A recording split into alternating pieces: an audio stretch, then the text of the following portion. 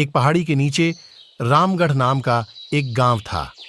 गांव के सारे जानवर हरी घास खाने के लिए सुबह उसी पहाड़ी के ऊपर बसे जंगल में जाते और शाम होते होते घर वापस आ जाते थे। हर दिन की तरह लक्ष्मी नाम की एक गाय अन्य गायों के साथ उसी पहाड़ी के जंगल में घास खाने के लिए गई थी। वह हरी घास खाने में इतनी ज्यादा प्रसन्न थी कि वह कब एक शेर की गुफा के पास पहुंच गई, उसे पता भी नहीं चला। शेर अपनी गुफा में सो रहा था और वह पिछले 2 दिनों से भूखा भी था। जैसे ही लक्ष्मी शेर की गुफा के पास पहुंची, गाय की खुशबू से शेर की नींद खुल गई। वह शेर धीरे धीरे गुफा से बाहर आया और गुफा के बाहर गाय देखकर खुश हो गया। शेर ने मन ही मन सोचा कि आज उसकी 2 दिनों की भूख मिट जाएगी, या वह इस तंदुरुस्त गाय का ताजा मांस खाएगा, और यह सोचकर उसने एक तेज दहाड़ लगाई। लक्ष्मी शेर की दहाड़ सुनकर डर जाती है। जब वह अपने आसपास देखती है तो वहां दूर दूर तक उसको कोई भी दूसरी गाय नहीं दिखी। जब वह हिम्मत करके पीछे मुद्दी तो उसे सामने शेर खड़ा हुआ दिखाई दिया। उस शेर ने लक्ष्मी को देखकर फिर से दहाड़ लगाई है और लक्ष्मी से कहा, मुझे 2 दिनों से कोई शिकार नहीं मिल रहा था, मैं भूखा था। शायद इसलिए भगवान ने मेरा पेट भरने के लिए तुझे मेरे यहां पर भेजा है।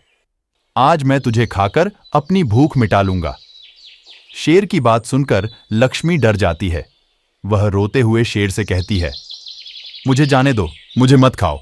मेरा एक छोटा बच्चा है जो अभी सिर्फ मेरा ही दूध पीता है और उसे घास खाना अभी तक नहीं आया है। लक्ष्मी की बात सुनकर शेर हंसते हुए कहता है, तो क्या मैं अपने हाथ में आए शिकार को ऐसे ही जाने दूं? मैं तो आज तुझे खाकर अपनी 2 दिनों की भूख मिटाऊंगा।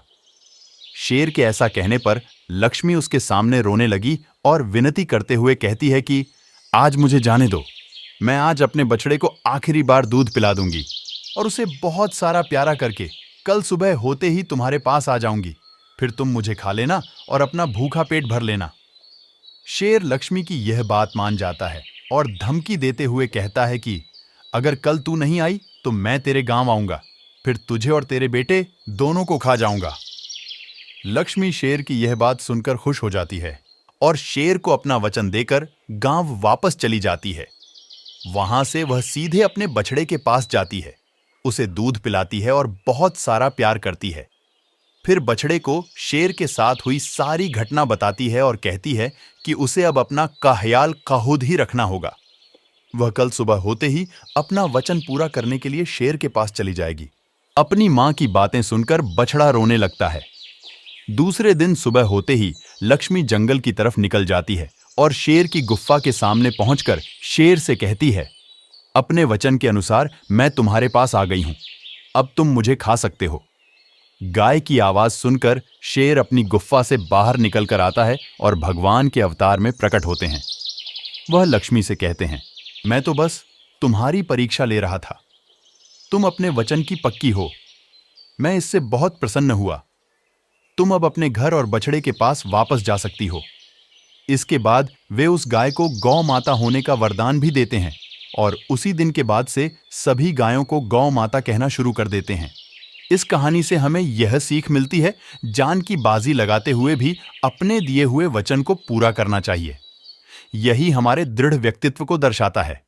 दोस्तों, कहानी अच्छी लगी हो तो हमारे YouTube चैनल को सब्सक्राइब करें, वीडियो को लाइक करें, कमेंट करके बताएं कहानी कैसी लगी। कहानी सुनने के लिए धन्यवाद।